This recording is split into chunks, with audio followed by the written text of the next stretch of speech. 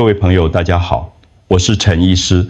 今天要跟大家分享一个很重要的观念。你看看这两个餐盘，左边这一盘是软、便宜、高钙的组合，豆腐炖、黑芝麻、沙丁、鱼骨粥、小白菜汤，一餐下来可以摄取到700到900毫克的钙质，两个人吃只要100块台币以内。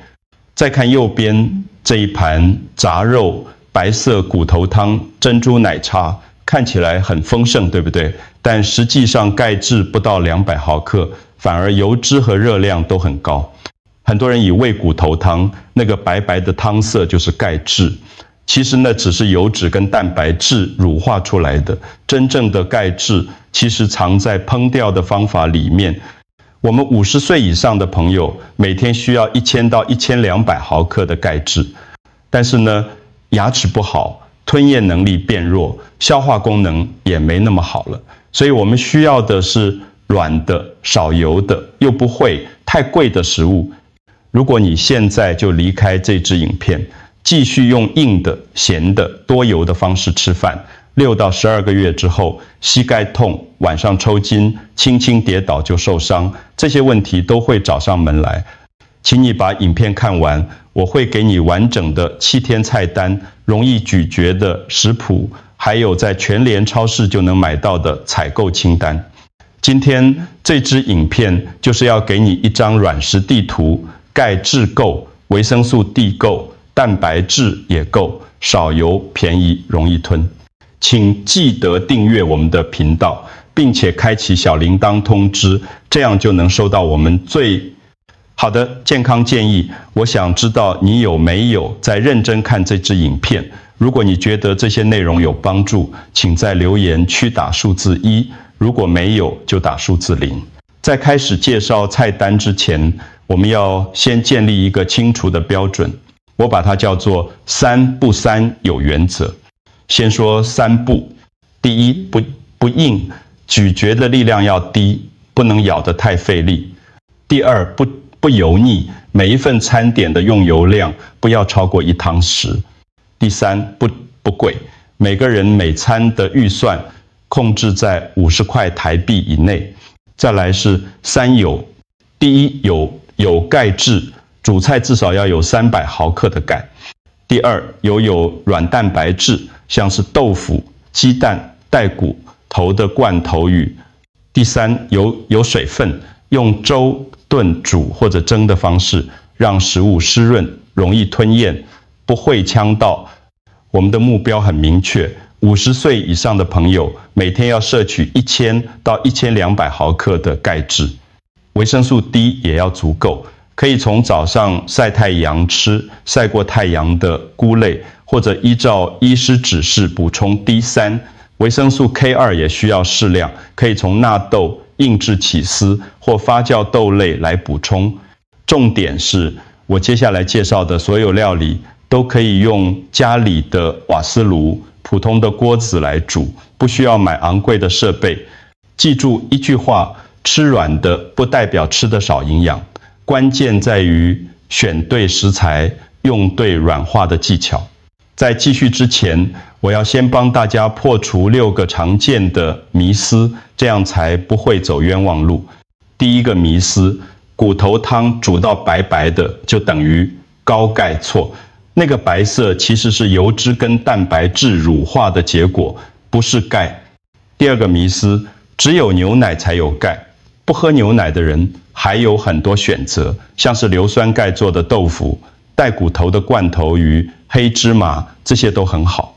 第三个迷思，容易咀嚼就等于没营养，用炖、煮、蒸的方式其实可以保留很好的营养。第四个迷思，所有绿色蔬菜都富含钙质，要选草酸含量低的，像是小白菜，不要偏重菠菜那一类的。第五个迷思，芝麻撒得越多越好，整粒的芝麻身体吸收的不好，一定要磨碎才有效。第六个迷思，粥是给小孩吃的，对我们50岁以上的人来说，粥、乌龙面这种软的食物可以帮助安全吞咽。总结一句话，选对食材，用对技巧，才能做出又软又高钙的餐点。不要把钱花在那些贵、油、硬的食物上面，把预算用在聪明的烹调方法上。现在我要教大家一个基础工具，这个工具可以用在后面所有的食谱上面。我叫它软化3步骤。第一步，切小块或刨丝根茎类蔬菜跟豆腐，切成2公分左右，或者刨成细丝，这样可以减少咀嚼的力量，大概减少30%到50%。第二步，先用少量油炒，然后加热水炖煮，用1汤匙的油稍微炒一下，让食物表面有点香气，然后立刻加热水进去炖，这样既有足够的油脂，帮助吸收维生素，又不会太油腻。第3步，保持湿润，保留水分，可以煮成粥、乌龙面汤，或者稍微勾芡的汤，让食物滑溜溜的，容易吞咽。特别要注意2个错误。第一个错误是油炸到腌过食物，这样会太油腻，不好消化。第二个错误是炖煮太久，虽然会很软，但营养会流失，而且食物会烂掉，看起来不好吃，就吃不下去了。记住，这个框架切小、炒底、炖煮或蒸。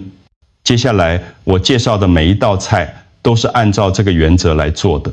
这3个步骤看起来很简单，但只要掌握好，你就能把任何食材变得又软又营养。现在我们来看第一道支柱料理。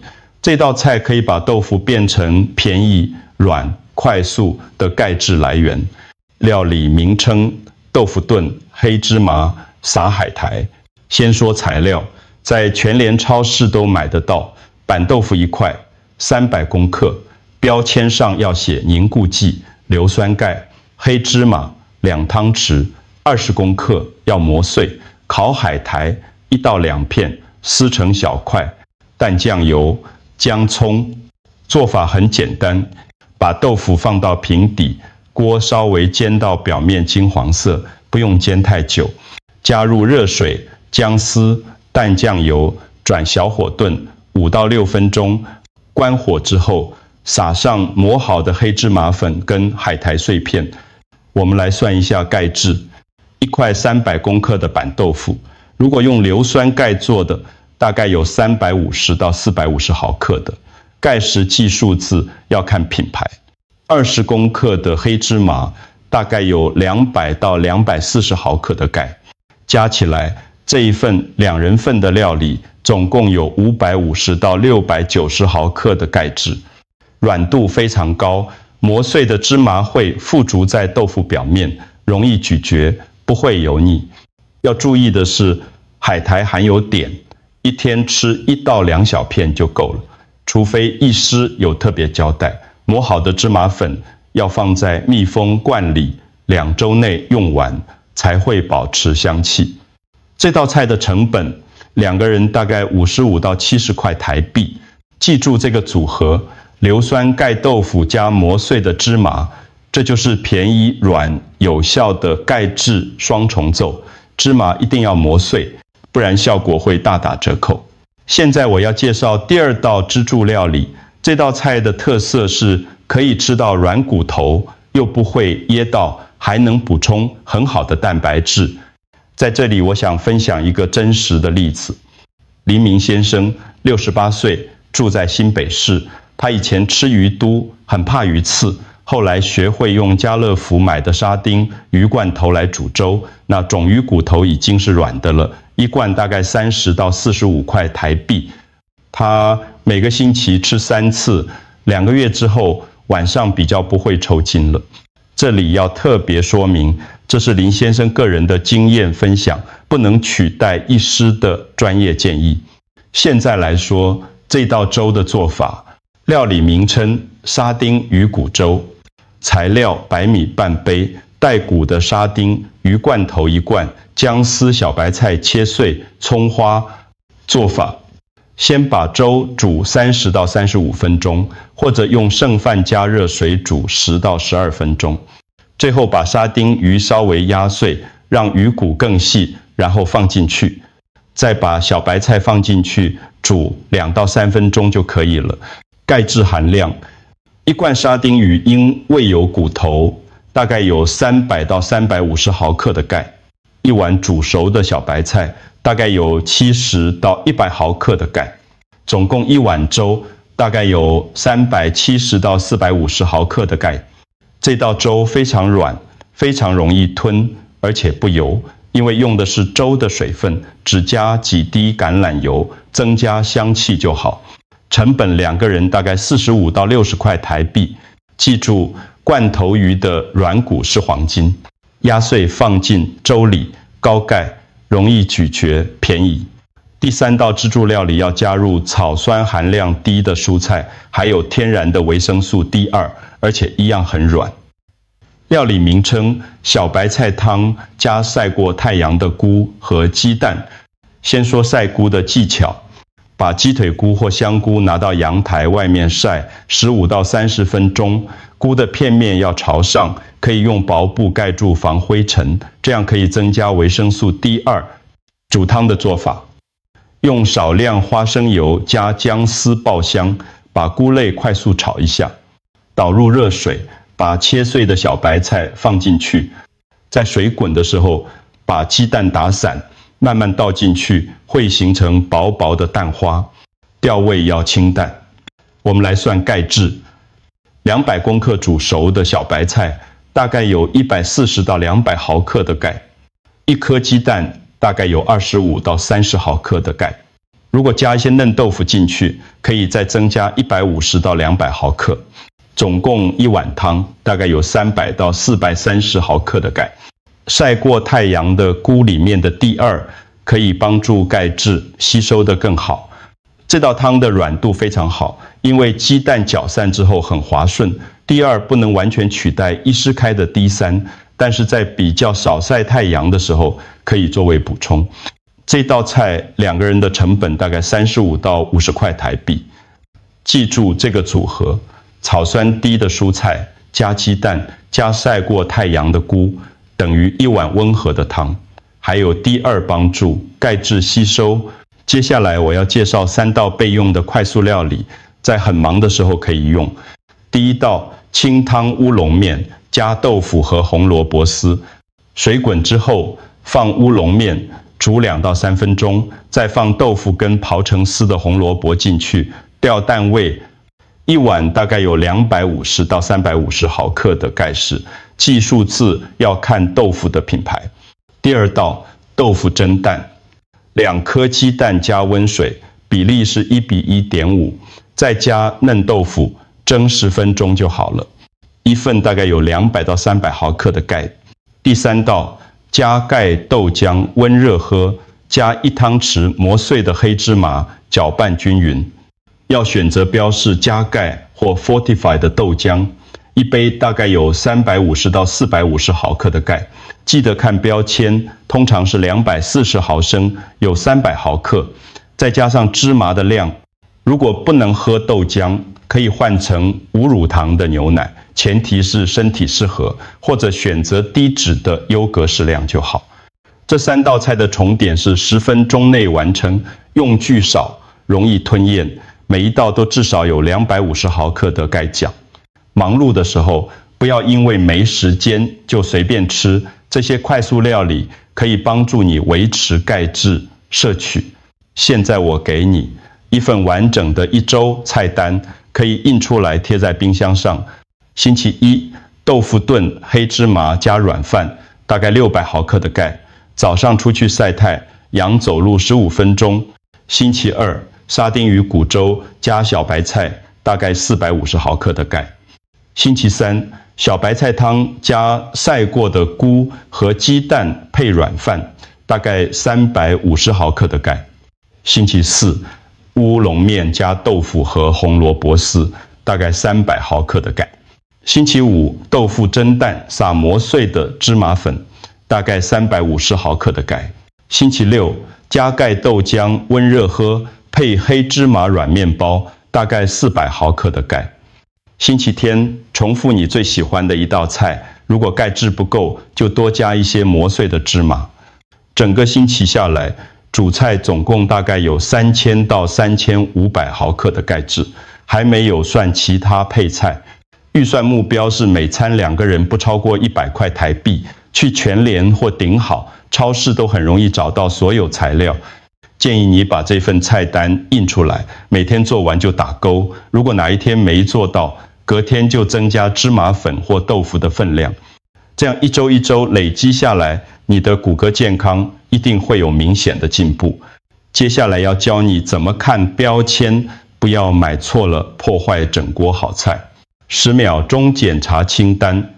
第一，像豆腐要找凝固剂、硫酸钙这几个字，如果只写内酯，钙质含量会比较少。第二，像豆浆要有加钙或 fortify 的标示，通常是240毫升含300毫克的钙。第三，像罐头鱼要选沙丁鱼或鲑鱼，上面写 bone in 或有骨的，不要选泡在太多油里面的，会太油腻。第四，像黑芝麻，选新鲜的，闻起来香的，买回家自己稍微烘一下再磨碎。第五，像海苔，选没有加糖的烤海苔，盐分也要少。把这些项目存在手机的记事本里面，买的时候可以看。建议用组合包的方式买比较省钱，1块豆腐，1包200公克的黑芝麻，5片海苔，这样够煮3到4餐。记住，标签对了，菜就对了，不要让一个小小的字漏掉，结果钙质少了一半。每次去超市之前，先检查冰箱还有什么，列好清单再出门，这样不会乱买，也不会浪费。现在我要分享3个黄金技巧，让食物的口感更适合牙齿不好或吞咽困难的人。第一个技巧，用热水炖煮豆腐，不要用冷水。热水可以让豆腐表面不会收缩，吃起来更滑顺。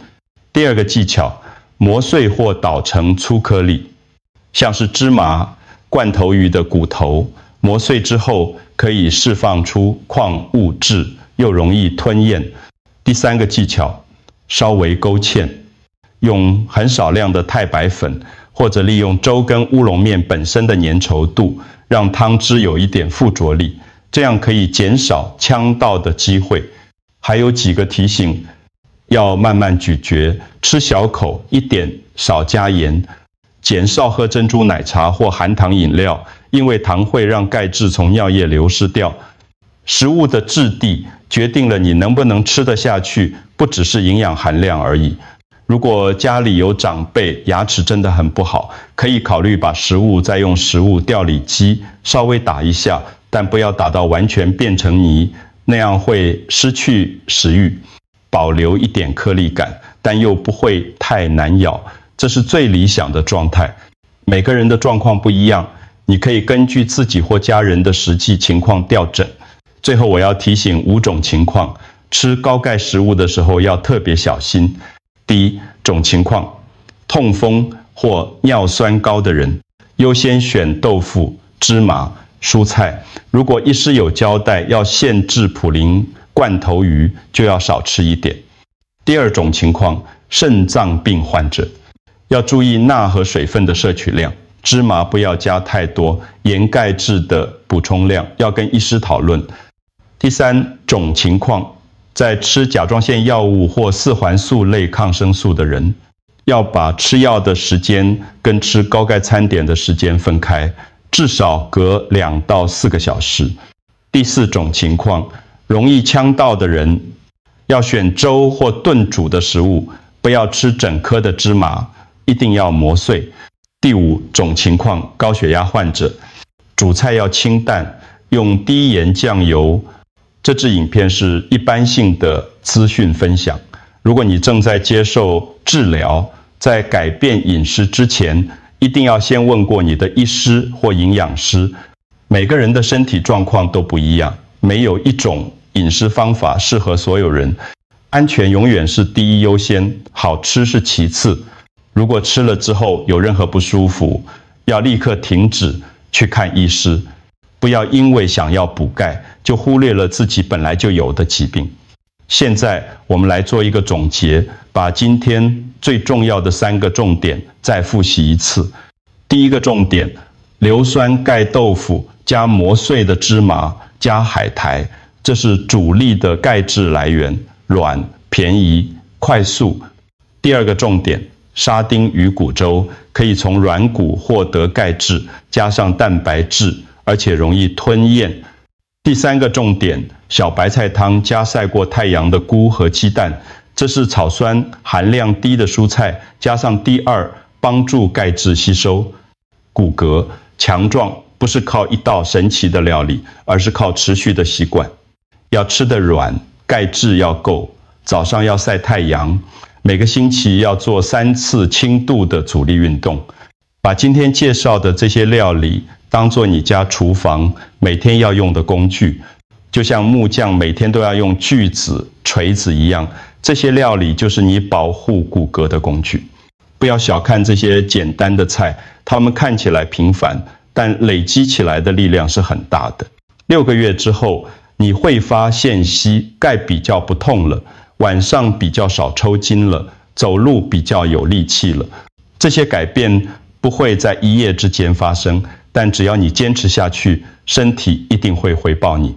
记住，照顾骨骼就是照顾你未来的生活品质。让我们一起用这些软食料理为自己的健康打好基础。好，我们今天的影片到这里。现在我想请你做几件事情。第一件事，在留言区打数字1到7，告诉我你会从哪一天开始执行这份7天菜单。星期1是豆腐炖黑芝麻，就打1；星期2是沙丁鱼骨粥，就打2，以此类推，让我知道你从哪一天开始。第二件事，如果你有任何问题，或者想知道更多细节，请在留言区提出来，我会尽量回复大家。